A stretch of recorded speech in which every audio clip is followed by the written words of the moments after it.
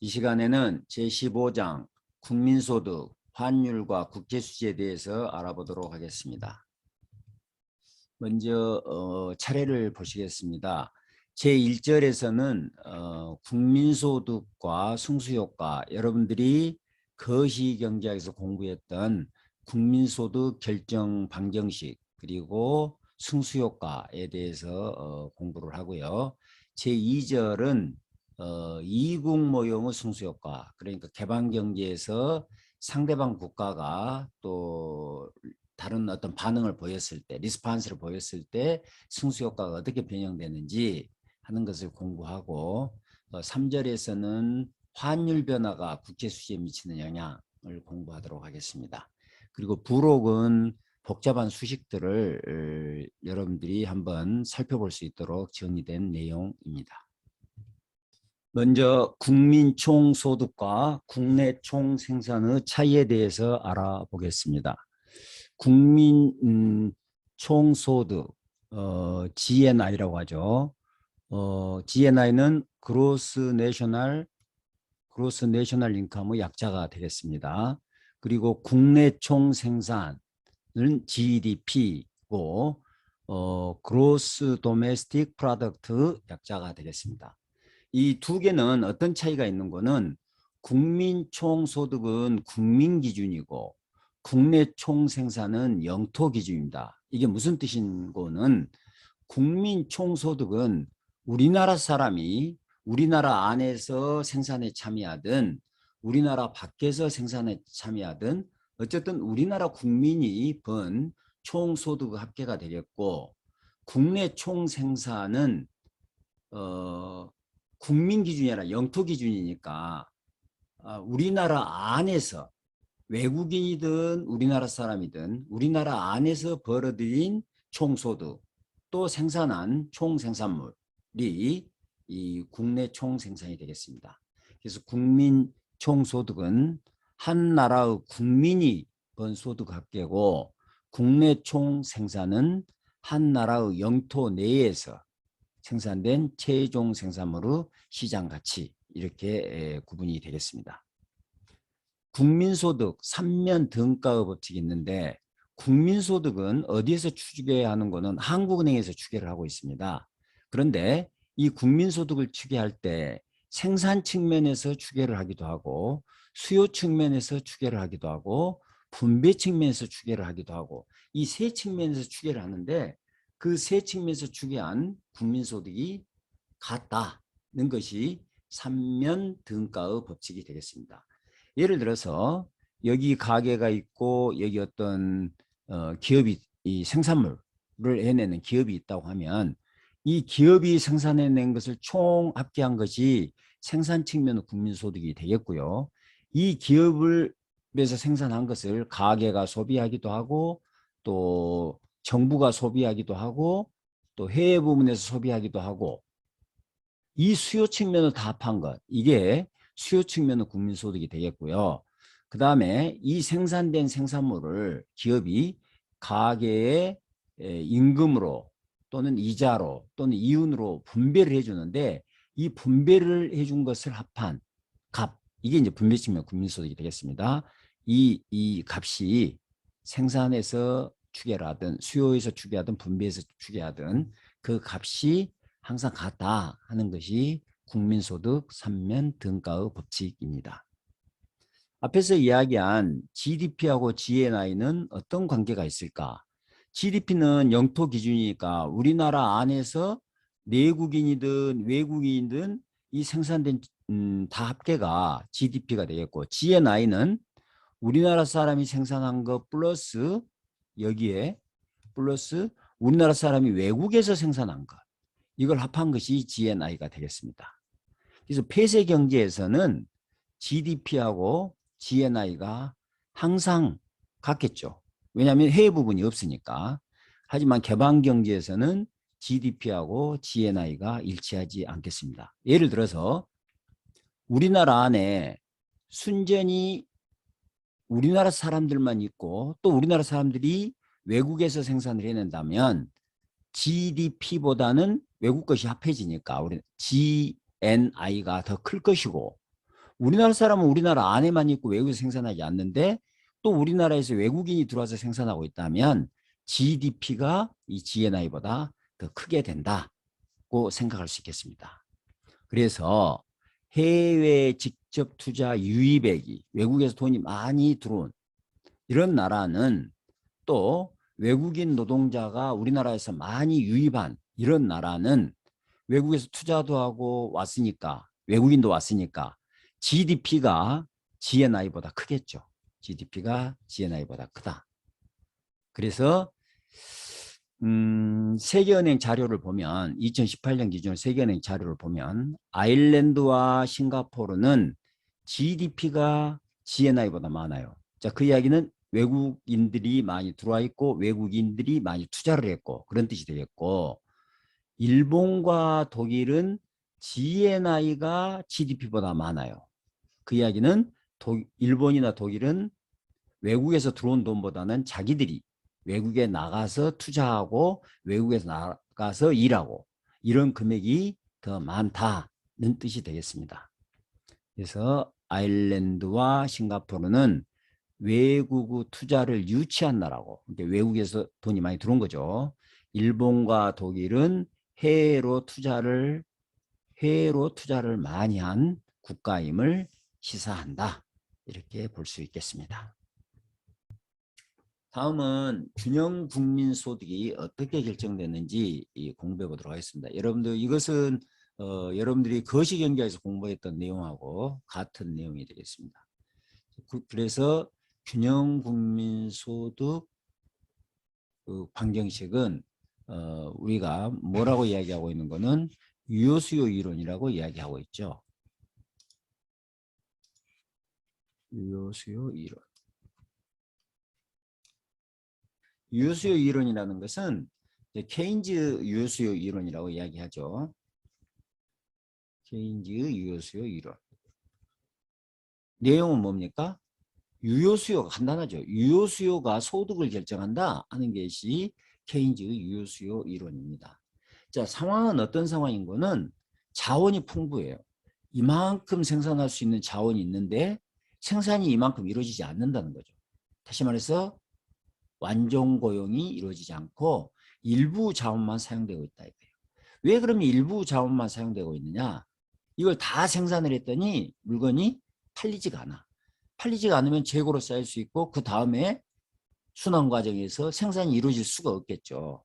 자, 그러니까 케인즈 이야기는 뭔가는 이렇게 유유자원이 많은 상태에서는 이것이 유효 수요, 이 물건을 사줄 수 있는 수요, 디맨드, 이펙티브 디맨드가 있어야만이 그것이 생산으로 연결된다 하는 것이 케인즈 유효 수요 이론입니다. 자, 이걸 그대로 반영한 식이 이 식이에요.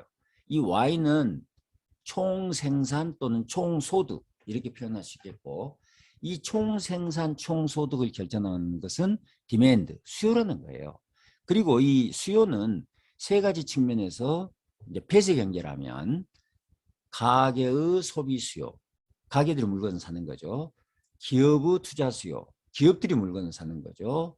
그 다음에 정부 지출 수요, 이 수요가 생산을 결정한다는 거예요.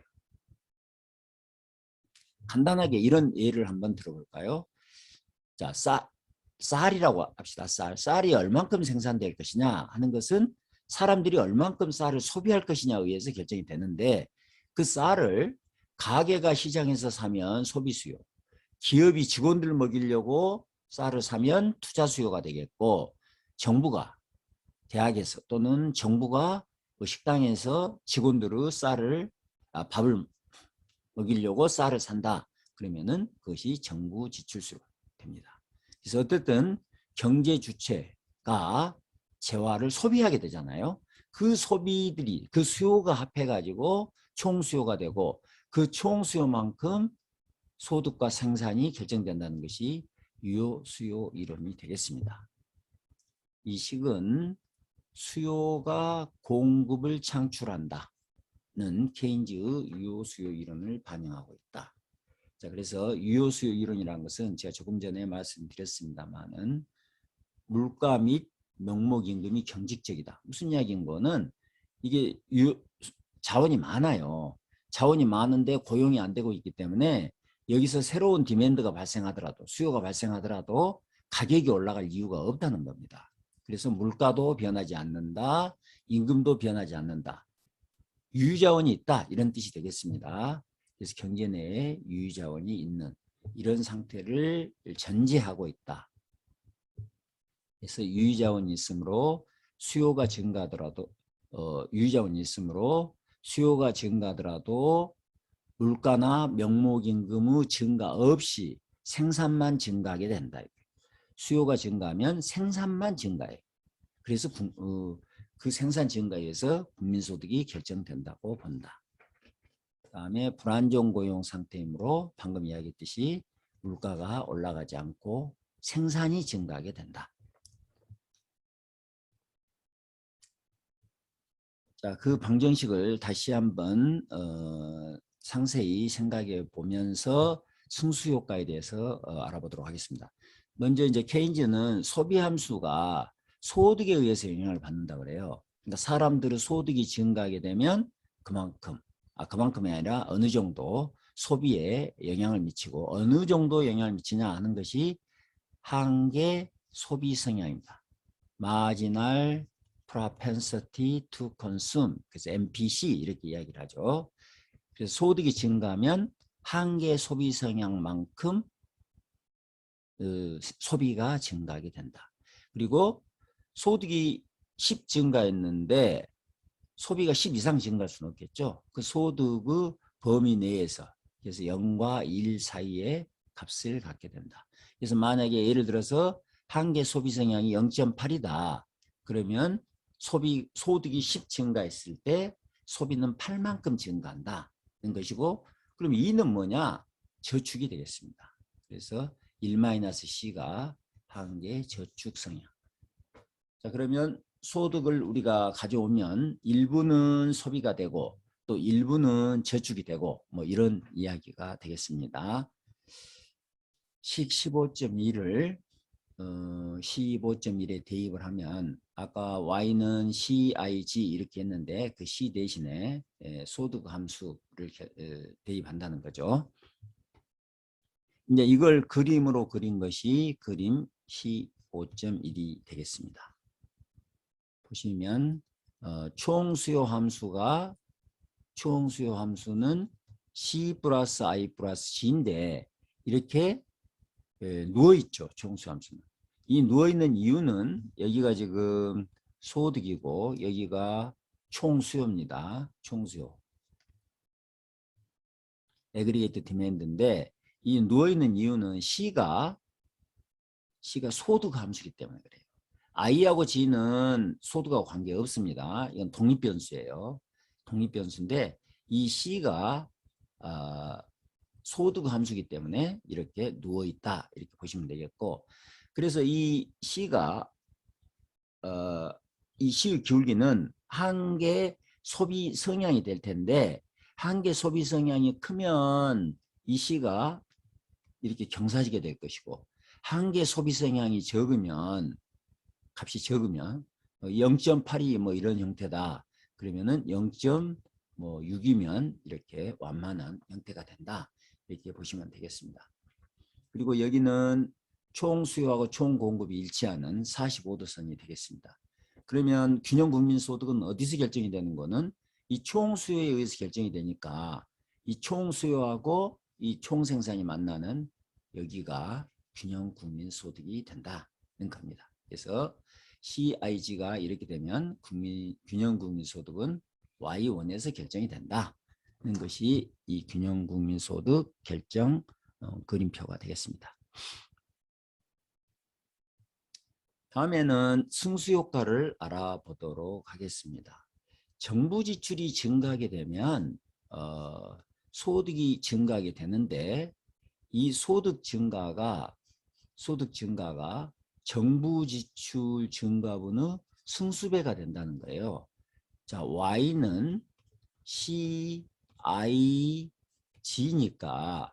오른쪽 항목 소비가 증가든 투자가 증가든 정부 지출이 증가든 오른쪽 항목이 증가하게 되면 이 Y는 증가하게 되겠죠.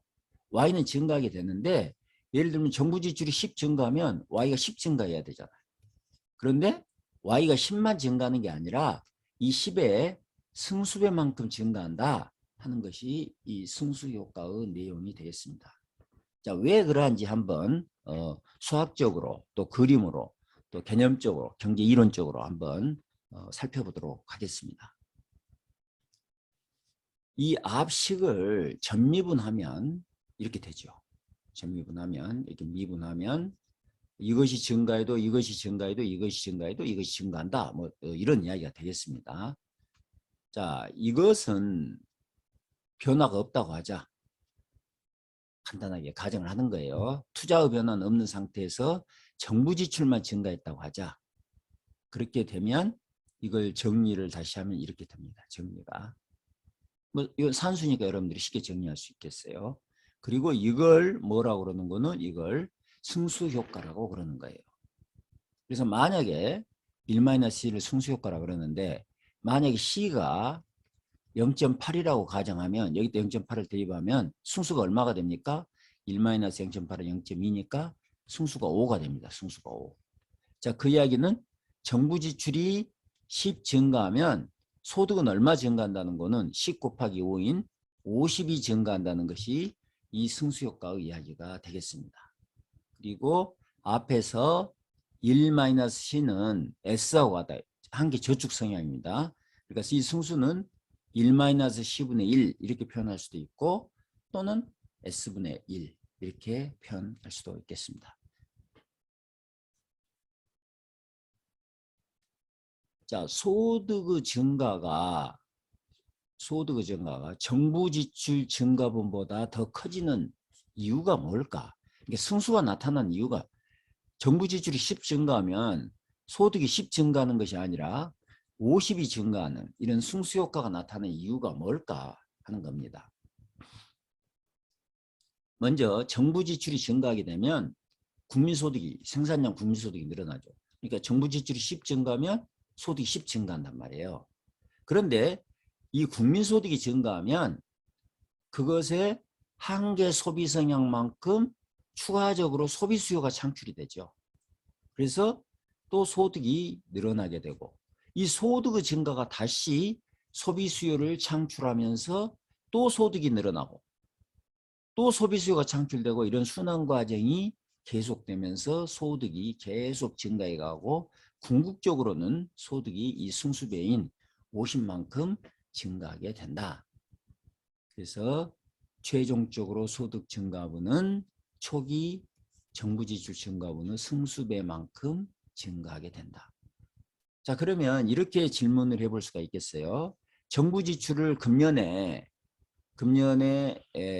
뭐 코로나 상황도 있고 그래서 정부가 이 가게에다가 정부 지출했단 말이에요.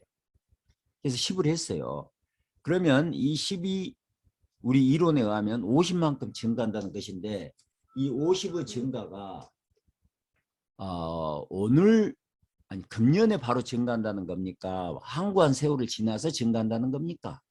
항구한 세월을 지나서 다 이것으로 인한 파장, 이 10 증가로 인한 파장을 다 합하면 그것이 내년이 될지 또는 뭐 5년 후, 10년 후가 될지 모르지만 그것을 다 합하면 소득 증가에 50만큼 기여한다 하는 것이 승수효과의 내용이 되겠습니다. 정부 지출, 투자 등 어떤 요인에서든지 총수요가 증가하면 이는 소득을 승수배만큼 증가시킨다. 자, 무슨 이야기인 거는 우리는 정부 지출이 10 증가했을 때 소득이 50 증가한다고 그랬는데 예를 들어서 삼성이 금년에 5조 투자를 하기로 했다. 그러면 이것도 우리가 만약에 승수가 5라면 25만큼 국민소득 증가에 기여하게 된다는 겁니다. 또는 어떤 이유에서든지 갑자기 가게가 소비 지출을 1 늘렸다. 그러면 이것도 얼마만큼 소득 증가에 기여한다는 거예요? 5만큼. 승수배인 5만큼 소득 증가에 기여한다. 그래서 뭐 꼭 정부 지출만이 아니라 어떤 요인이든지 그것이 총수요 증가에 기여하면 그 총수요 증가가 다시 소득을 증가시키고 소비를 증가시키고 소득을 증가시키고 소비를 증가시켜서 궁극적으로는 승수배만큼 소득 증가에 기여하게 된다. 자, 이걸 그림을 통해서 또 알아보도록 하겠습니다. 자, 여기가 초기 균형점이 되는데 정부 지출을 이 DG만큼 증가하게 되면 이 그림에서 보면 초기 균형 새로운 균형점이 이 B가 되고 소득이 이만큼 늘어나죠. 이만큼. 이 소득이 이만큼 늘어난 이 거리가 이 거리의 승수배가 된다는 겁니다. 예를 들면 우리가 한계 소비상을 0.8이라고 했을 때 0.8이라고 했을 때 이게 10이었으면 여기는 거리가 50이 된다는 것이 이 그림을 통해서 우리가 알 수 있는 내용이 되겠습니다. 다음은 균형국민소득에서 누출과 유입이 일치해야 된다 하는 이야기에 대해서 한번 이해를 해보도록 하겠습니다. 경제 순환 모형들을 앞에서도 간단히 이야기를 했습니다만 다시 한번 그려보면 여기에 가계가 있고 여기에 기업이 있으면 기업은 생산의 주체고 가계는 소비의 주체인데 기업이 생산을 해내면 가계는 이걸 소비를 하게 되는 거죠. 소비. 그래서 소비를 하게 되면 그만큼 기업은 여기에다가 물건을 팔게 되는 겁니다. 여기에다가 물건을 팔게 돼요. 그러면 기업은 이 소득을 받아가지고 그 판매 대금을 가계에게 지불하게 되고 그래서 이게 임금으로 지불하게 되고 가계는 여기에다가 노동력도 공급하고 뭐 자본도 공급해서 그것으로부터 임금이나 이자를 받게 되겠습니다. 이게 이제 소득 순환 모형이에요. 소득 순환 모형인데 가계가 100을 받아가지고 80만 소비를 하고 20을 저축을 했다고 생각을 해보면 기업은 100을 생산을 했지만 80만 팔고 20을 못 파니까 여기에 20이 남아있을 거 아니에요. 그런데 그 20은 어떻게 되는 거는 다른 기업이 투자의 형태로 물건을 사준다 이거예요. 20만큼. 투자의 형태로. 그러면 다시 기업은 100을 생산해서 80은 가게에 팔고 20은 다른 기업에 파니까 100을 다 팔면서 다시 이쪽으로 지불하고 이렇게 이런 형태로 돌아가게 되겠고 이 저축된 20이 금융기관을 통해서 다른 기업에 대출이 돼서 이 다른 기업이 여기를 사준다. 뭐 이런 이야기가 되겠습니다. 그런데 만약에 정부가 세금을 가져가면 여기서 세금을 가져가게 될 것이고 그러면 그만큼 또 이 물건을 못 사게 되는데 기업은 정부는 어떤 거는 여기서 다시 이 기업에서 물건을 사게 되니까 이걸 갖다가 유입이라고 하는 거죠. 이렇게 들어오게 된다는 거예요. 또 해외 부분이 있으면 가게가 여기서 외국 물건을 사버려요. 우리나라 물건 사는 게 아니라. 그러면 이렇게 빠져나가는 거죠. 이렇게 빠져나가요. 그런데 외국이 다시 우리나라 물건을 사주는 항목이 있죠. 그것이 수출이다 이거예요. 자, 그러고 보면 이쪽을 우리가 뭐라 그러는 거는 이쪽을 누출이라고 그래요. 누출. 이 소득 순환 과정 속에서 가게가 저축으로 물건을 안 사주고 정부에 세금을 내서 물건을 못 사고 외국 물건을 사서 우리 물건을 못 사고 그럼 이렇게 누출이 되니까 만약에 이것만 있다면 기업이 100을 생산했어도 가게에다 물건을 100만큼 팔 수가 없게 되는 거죠. 그런데 대신 정부가 물건을 사주고 또 다른 기업이 물건을 사주고 또 외국인이 물건을 사주고 하면 우리 기업이 가게 외에도 다른 부분으로 물건을 팔 수 있으니까 이걸 유입이라고 그런다. 그래서 이 소득 순환 과정이 일정하게 계속되려면 그걸 우리가 뭐라고 하면 계속되는 것을 균형이라고 해요. 이 균형이 이루어지려면 이 누출 부분과 유입 부분이 일치하게 될 때 이 균형이 이루어진다 이렇게 보겠습니다. 이걸 지금 여기서 이야기하고 있는 건데요. 자, 한번 보시면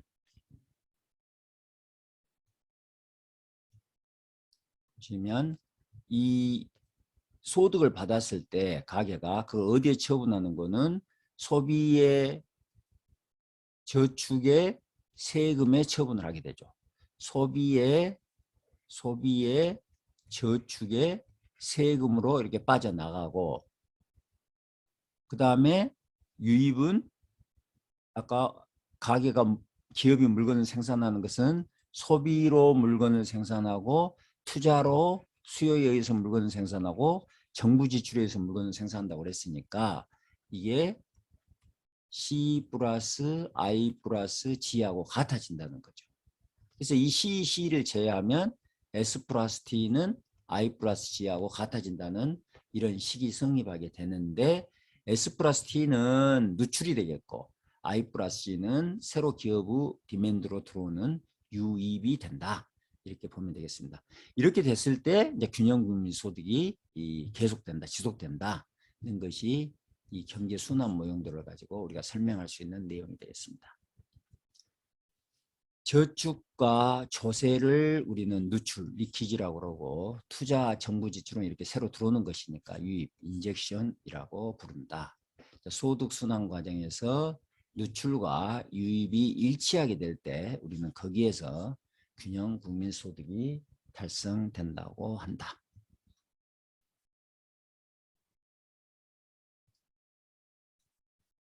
지금은 폐쇄 경제였고, 그러면 개방 경제가 되면 어떻게 되겠느냐?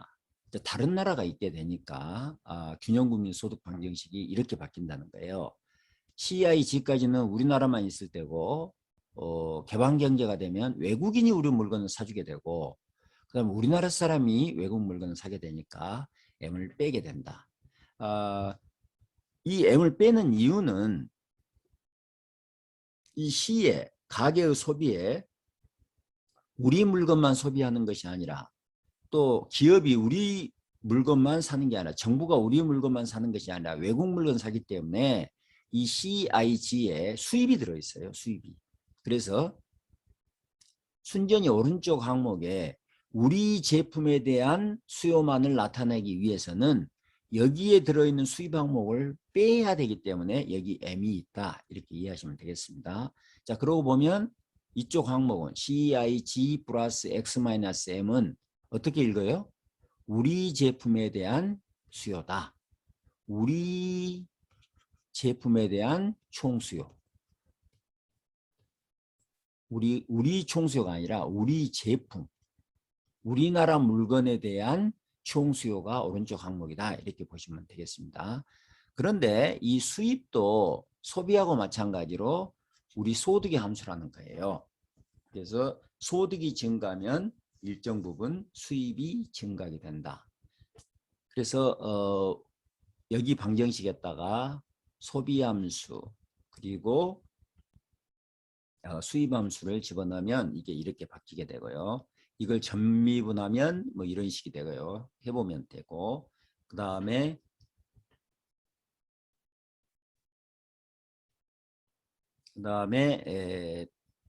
이것과 수출이 이 0이라고 하면, 0이라는 것은 변하지 않는다는 거죠. 0이라고 하면 이걸 0이라고 하고 이 식을 정리했더니 정리해 보시면 됩니다. 승수효과가 이렇게 나타나요. 이렇게 1-C는 S니까 이걸 S 플러스 M분의 1 이렇게 표시할 수 있겠죠. 승수효과가. 이것이 개방경제에서의 승수효과가 되겠습니다. 개방경제의 승수효과는 누출. 이게 지금 S도 누출이고 M도 누출이잖아요. 저축 성향과 수입 성향. 이 누출이 작을수록 승수는 커진다는 겁니다.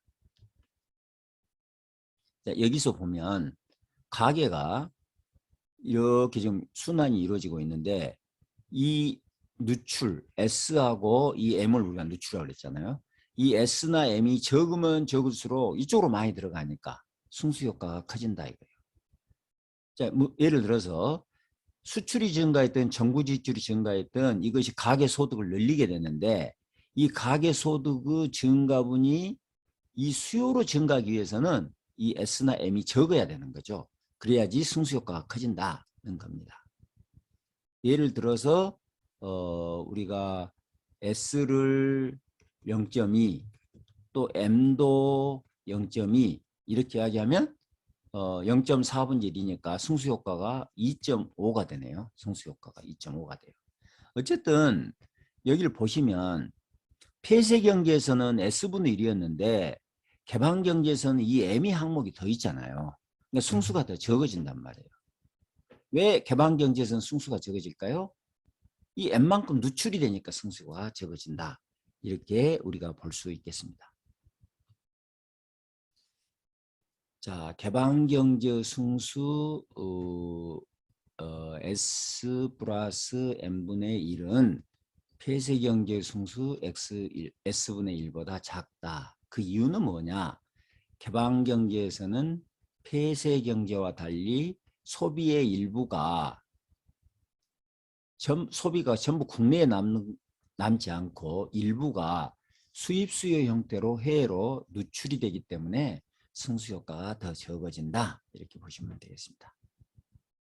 자, 우리 교과서 박스에 수출이 증가하면 소득이 증가하는가 그리고 또 고용이 증가하는가 이게 돼 있어요. 근데 수출이 증가하면 소득은 증가할 것 같아요. 그런데 고용이 반드시 증가하지는 않는다는 겁니다. 자, 먼저 그림표를 볼까요? 여기를 보면 이제 우리나라입니다. 한국의 2004년에서 2014년까지 그림표이고 한국은행 자료를 이용한 거고요. 이제 실선은 실업률, 경제 성장률, 수출 증가율. 그런데 2012년까지는 보면 수출 증가율하고 경제 성장률이 거의 같이 가요. 그러니까 우리 경제에 수출이 미치는 영향이 굉장히 크다는 거죠. 수출이 잘 되면 경제도 성장하고 수출이 잘 안 되면 경제 성장도 안 된다는 걸 보여주고 있는데 2012년부터는 꼭 그렇게 같이 가진 않아요. 대체적으로 영향은 있으나 수출이 증가하면 뭐 경제도 성장하고 떨어지면 떨어지는 이런 어떤 영향은 있으나 그것이 꼭 같이 가지는 않는다는 것을 보여주고 있고요. 또 하나는 수출이 증가한다고 해서 반드시 이제 경제 성장률에는 어느 정도 영향을 미치지만 실업에는 그렇게 영향을 미치지 않는다는 겁니다. 여기는 보면 수출이 떨어지면서 실업이 늘어나. 수출이 감소하면 실업이 늘어나는 게 이제 맞는 거죠. 근데 여기는 보면 수출은 증가해 가고 있는데 경제는 성장해 가고 있는데 실업은 오히려 커지고 있다. 이 부분. 그다음에 여기는 수출이 감소하고 있는데 실업이 는 게 아니라 실업이 오히려 감소하고 있다. 자, 그래서 이 그림표는 대체적으로 이렇게 정리하면 될 것 같아요. 수출의 변화가 경제 성장률에는 어느 정도 영향을 미치는데 실업률에는 꼭 영향을 미치는 것은 아니다. 왜 그럴까? 자, 이론 모형에 의하면 수출이 증가하면 그 승수배만큼 생산과 소득을 증가시킨다고 방금 공부했다. 자, 그림을 보면 2012년까지는 수출 증가율과 경제 성장률이 매우 유사하게 움직이고 있어요. 그런데 실업률은 수출 증가율과는 거의 상관관계가 없습니다. 자, 그 이유는 뭔가는 수출의 취업 유발 계수.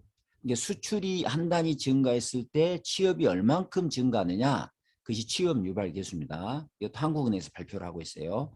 그 한국은행 자료를 보면 2005년에는 12.2명이었는데 5년이 지난 2010년에는 7명으로 하락. 불과 5년 만에 이것이 거의 반토막이 났다 이거예요.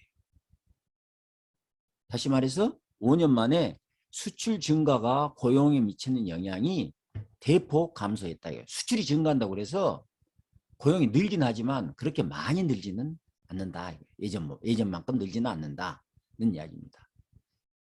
왜 이렇게 수출이 증가했을 때도 수출이 증가했는데도 일자리가 늘어나지 못할까? 이유가 뭘까? 세 가지를 제가 적었는데요. 하나는 수출품이 과거 노동집약제에서 자본집약제로 전환됐다. 우리나라 수출제가 과거에는 노동집약제였어요. 그러니까 수출이 증가하면 노동량을 많이 필요해. 그런데 자본집약제로 전환되면서 수출이 증가한다고 그래서 자본에 대한 수요가 늘어나는 거지 노동에 대한 수요는 과거보다는 적게 늘어난다는 겁니다. 두 번째는 수출 증가로 인한 소득 증가가 내수 확대로 이어지지 않아. 그러니까 우리가 경기 순환 모형 승수효과가 이루어지기 위해서는 수출이 증가하면 소득이 증가하고 소득 증가가 다시 소비 증가로 이어지고 그 소비 증가가 우리 생산 증가로 또 소비 증가가 생산 증가로 이렇게 내수 확대가 계속 이루어져야 되는데 이 고리가 약하다는 겁니다. 마지막으로는 기술 진보가 노동 전략 형태로 이루어져. 그래서 소득이 증가하면 생산이 증가하고 생산이 증가하면 노동에 대한 수요가 증가해야 되는데 생산의 고용 유발 효과가 낮아졌다 이거예요. 생산이 증가하더라도 자본에 대한 수요가 많아지지 이 노동에 대한 수요가 상대적으로 많아지지는 않았다. 자, 그러면서 수출 증가가 생산 증가로 이어지지만 그 생산 증가가 고용을 유발하는 그런 효과가 과거보다는 훨씬 낮아졌다. 이렇게 볼 수 있겠습니다.